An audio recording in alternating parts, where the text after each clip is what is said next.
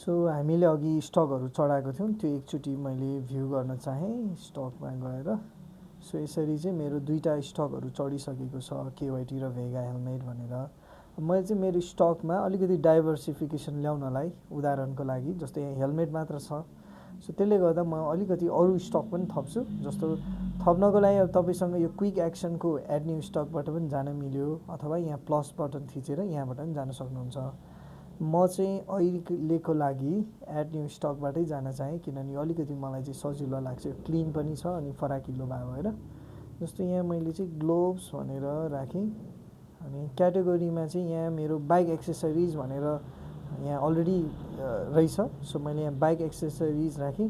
यदि तपाईँको चाहिँ इन केस यहाँ तपाईँसँग बाइक एक्सेसरिज अथवा तपाईँको क्याटेगोरी नभएको खण्डमा चाहिँ यहाँ मैले फेरि दोहोऱ्याएँ, यहाँ प्लस बटन थिचेर चाहिँ एड न्यू क्याटेगोरीमा गएर चाहिँ क्याटेगोरी क्रिएट गर्न सक्नुहुन्छ। नयाँ प्रडक्ट बाई डिफल्ट भइहाल्यो। क्वान्टिटी जम्मा 10वटा छ, इन्भेन्ट्री फिफो भयो, प्राइमेरी युनिट मेरो ब्याग्स भयो भने सेकेन्डरी युनिट चाहिँ मेरो पियर्स हुने भयो, र मेरो सेल्स प्राइस पर ब्यागको 1200 हो भने मेरो पर्चेजिङ प्राइस जम्मा 700 हो। र स्टक अलर्ट कतिमा दिने भनेर सोधिएको छ, मैले भने 6मा दिनु पऱ्यो। Sales price for secondary unit भनेको छ, यहाँ चाहिँ मेरो सेल्स प्राइस 500ले मैले राख्न चाहेँ, 500 रुपियाँ पियर्स। अब यहाँ हजुरको इमेज, प्रडक्टको इमेज छ भने एकदमै राख्दा बेटर, जसले गर्दा तपाईँको स्टक भ्यूमा चाहिँ सजिलैसँग तपाईँले स्टक आइडेन्टिफाई गर्न सक्नुहुन्छ। नभएको केसमा हजुरले त्यत्तिकै छोड्दा पनि भयो।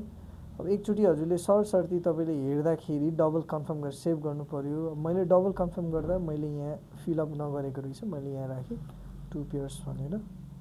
सो यति गरिसकेपछि चाहिँ हजुरले आफ्नो नयाँ स्टकलाई सबमिट गरेर चाहिँ राख्न सक्नुहुन्छ। अब यसरी आयो, bike accessories 10 bag 700 stock value आयो। अब यसरी डिटेल्स पनि हेर्न सक्नुहुन्छ सजिलैसँग, हैन। सो यो हिसाबमा चाहिँ तपाईँले राख्न सक्नुभयो स्टकहरू, जति पनि जसरी पनि एड गर्न मिल्यो। पर्चेज डिटेल्स हेर्ने हो भने कहिले कसरी सामान किनेको यसरी आउने भयो, आइटम डिटेल्स हेर्नुहुन्छ भने यसरी आउने भयो, स्न्यापसट हेर्ने भने सेल्स प्राइस पर्चेज प्राइस गरेर स्टक भ्यालु छँदैछ। यदि कारणवश भोलि यो प्रडक्ट डिस्कन्टिन्यू गर्दै हुनुहुन्छ भने रिमुभ गर्दा पनि मिल्यो, हैन। अब प्राइस चेन्ज भयो, तपाईँको अदला बदला प्राइसहरू भयो भने एडिटमा गएर चेन्ज पनि गर्न सक्नुहुन्छ। सो मैले चाहिँ एउटा नयाँ तपाईँको प्रडक्ट थपेर चाहिँ मैले एउटा बनाइदिएँ भने अब हामीले स्टक पनि एड गऱ्यौँ, भेन्डर एड गऱ्यौँ, ब्याङ्क खाता क्रिएट गऱ्यौँ, प्रोफाइल पनि बनाइसकेपछि अर्को हामीले थाहा हुनुपर्ने अथवा हामीले चाहिँ हाम्रो ट्रान्जेक्सन गर्नु अगाडि अर्को इम्पोर्टेन्ट कुरा भनेको चाहिँ हाम्रो इम्प्लोइ। जस्तो हाम्रो व्यवसायमा हामीले केही नभए पनि 1जना 2जना त इम्प्लोइ त राखेकै हुन्छौँ। सो त्यो इम्प्लोइको पेरोल म्यानेजमेन्ट गर्न, डाटा रेकर्ड गर्नलाई पनि हामीसँग यहाँ इम्प्लोइ यहाँ चाहिँ छ भनौँ न एउटा अप्सन। सो इम्प्लोइमा गएर यो ड्यासबोर्ड देखिन्छ, र हजुरले चाहिँ प्लस बटनमा गएर हजुरले चाहिँ आफ्नो इम्प्लोइको इन्फर्मेसन राख्न सक्नुहुन्छ। उदाहरणको लागि मैले अहिले यहाँ रितेश भनेर राखेँ, रितेश महर्जन, फोन नम्बर मेरो चाहिँ यो इक्जाम्पलको लागि मात्रै मैले यसरी राखेँ। स्यालेरी 4000 उदाहरणको लागि। सो इमेल मैले test@gmail.com भनेर राखिदिएँ। पर्मानेन्ट एड्रेस उहाँको दोलखा, टेम्परेरी एड्रेस उहाँको केटिएम। उहाँको कम्पनी डिटेल्स डिपार्टमेन्ट केमा हुनुहुन्छ भने उहाँ सेल्समा हो भने सेल्स डिपार्टमेन्ट हुने भइहाल्यो, sales department, position sales officer. Documents अब उहाँको कन्ट्र्याक्ट छ, इम्प्लोइ कन्ट्र्याक्ट छ, नागरिकतामा लिनुभएको छ भने चाहिँ यहाँ सजिलैसँग कन्ट्र्याक्ट, हैन, उहाँको सिटिजनसिप राख्न सक्नुहुन्छ। यहाँ मेरोमा नभए मैले राखिनँ, हजुरले चाहिँ भएको अवस्थामा राख्दा बेटर एकदमै, हैन। तपाईँको डाटाहरू सेक्योर्ड हुने भयो, हैन, फोटोकपी गरेर राखिराख्नु परेन नि त। फाइनेन्सियल डिटेल्स अब उहाँको प्यान नम्बर छ भने प्यान नम्बर यसरी राख्दा भयो, उहाँको ब्याङ्क छ भने ब्याङ्क राख्न मिल्यो, एनआइएमबी ब्याङ्क,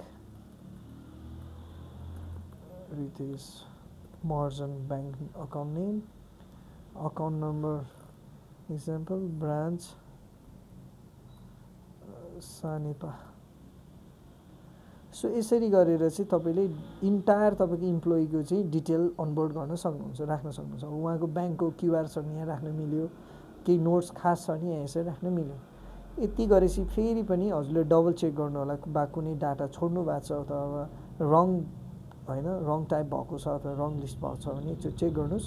र यति गरिसकेपछि चाहिँ तपाईँले आफ्नो इम्प्लोइको इन्टायर डाटा सबमिट गरिसकेपछि तपाईँको चाहिँ यसरी आउँछ रितेश महर्जन, नम्बर, स्यालेरी, तपाईँको इमेल, पर्मानेन्ट एड्रेस अनि उहाँको डिपार्टमेन्ट भनेर यसरी आयो। अब योभन्दा अझै डिटेलमा हेर्नु पऱ्यो भने चाहिँ हजुरले यसरी क्लिक गरेर चाहिँ यसरी आउने भयो। रितेश महर्जन, कुन डिपार्टमेन्ट, के पोजिसन हो होइन यसरी देखिने भयो। फोटो छ भने फोटो हाल्न मिल्यो। अब डिटेल्समा phone number, mail ID, permanent address, temporary address, PAN number. Payment details गऱ्यो भने पेमेन्ट डिटेल्समा उहाँको कति तलब हो, कुन ब्याङ्क हो, अकाउन्ट नेम, अकाउन्ट ब्रान्च होइन यी सबै नै आउने भयो। सो यो हिसाबमा चाहिँ तपाईँले आफ्नो इम्प्लोइको पनि भनौँ न डाटा अथवा इनलिस्ट चाहिँ गर्न सक्नुहुन्छ।